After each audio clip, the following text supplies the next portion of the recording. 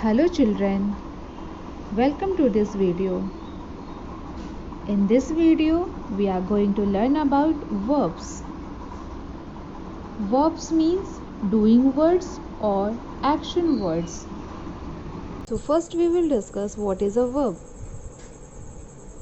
In simple way, we can say that doing words or action words are called verbs.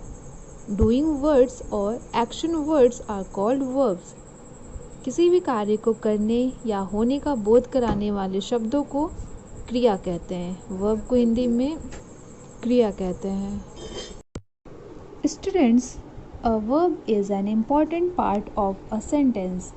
A sentence can not be formed without a verb. Verb means क्रिया sentence का एक बहुत ही important part होता है। क्रिया के बिना हम सेंटेंस फॉर्म नहीं कर सकते हैं। कोई भी सेंटेंस, कोई भी वाक्य बिना क्रिया के कंप्लीट नहीं हो सकता है।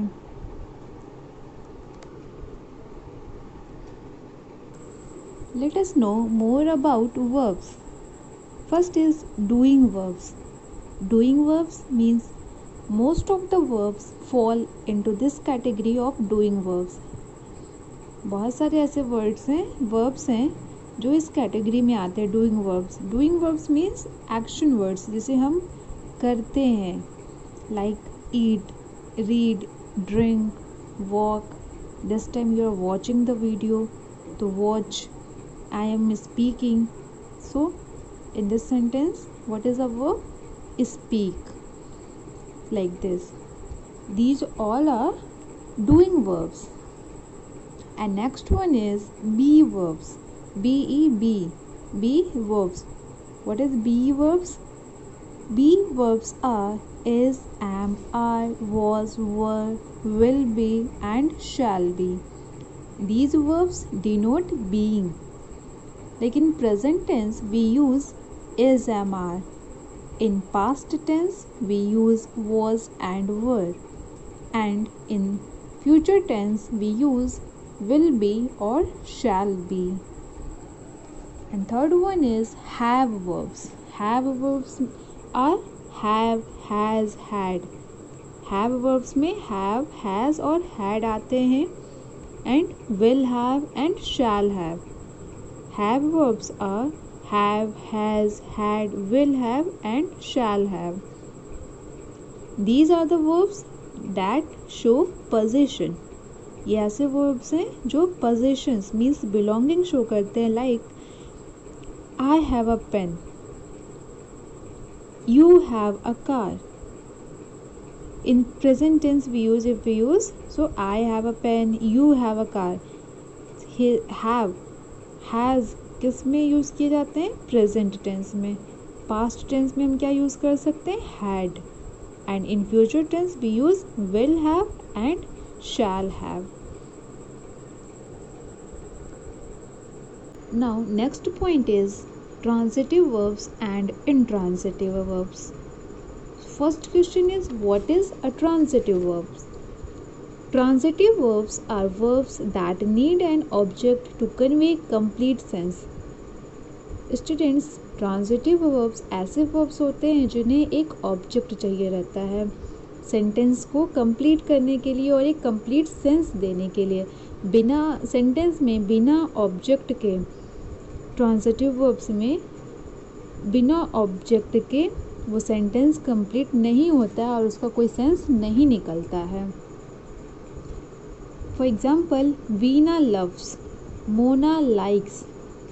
सो students, they are groups of words, these are not sentences. हम इसे सेंटेंस नहीं कह सकते हैं क्योंकि ये कंप्लीट मीनिंग नहीं दे रहे हैं, ये अभी इनकम्प्लीट हैं। और अगर इसमें हम जब ऑब्जेक्ट ऐड करेंगे तब ये कंप्लीट सेंस देंगे, like Veena loves Chinese food, Mona likes ice cream.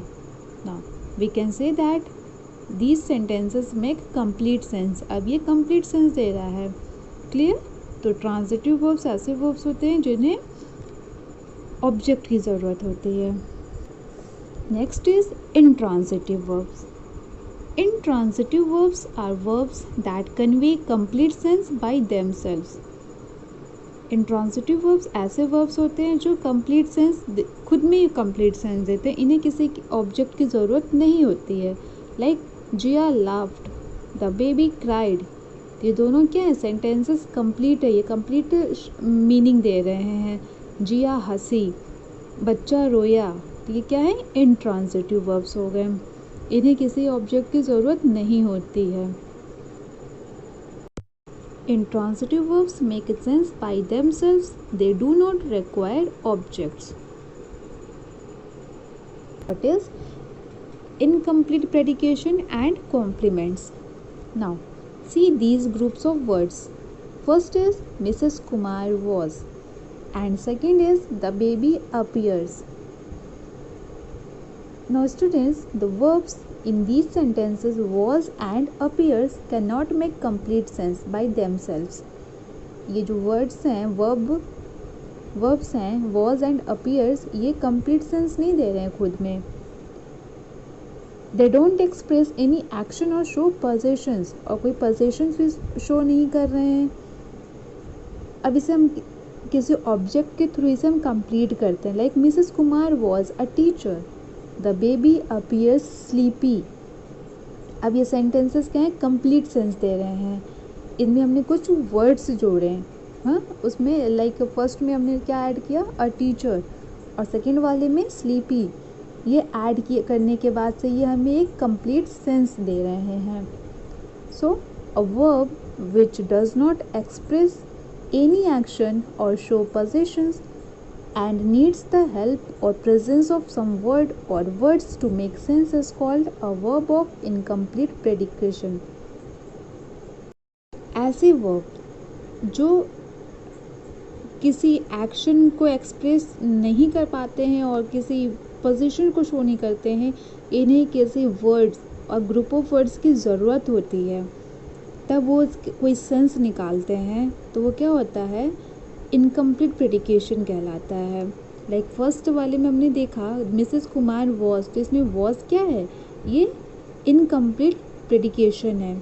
और जब इसी का हमने एक फॉर्म बनाया, एक सेंटेंस बनाया, तो उसमें क्या ऐड हुआ है, अ टीचर, तब ये कंप्लीट हो गया है. जो कंप्लीट नहीं है, वॉज के लिए कुछ ज़रूरत था कुछ वर्ड को, तो इस जिस वर्ब को किसी वर्ड्स और ग्रुप ऑफ वर्ड्स की ज़रूरत होती है, वो इनकम्प्लीट प्रेडिकेशन कहलाता है. तो वॉज, अपीयर्स, लुक्स, ये सारे क्या है, इसके एग्जाम्पल्स हैं. And what is complements? The word और words that help a verb of incomplete predication to make sense are called compliments.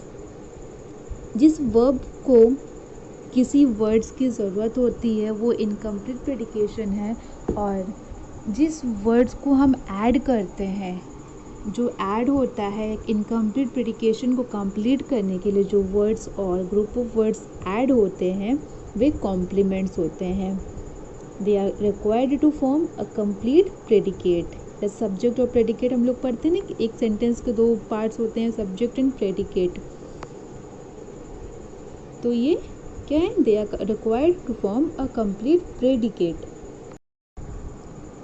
तो इस एक्सरसाइज में क्या है, circle the verbs of incomplete predication and underline their complements. तो एक example हम देखते हैं, हर फेस ग्रू पेल. तो इसमें वर्ब क्या है, ग्रू. ग्रू क्या है, वर्ब है, तो इसे सर्कल किया गया है. तो ये अगर हम केवल पढ़े हर फेस ग्रू, हर फेस ग्रू, पेल हटा दे रहे हैं, तो ये ग्रू क्या हो जाएगा, इनकम्प्लीट प्रेडिकेशन हो जाएगा.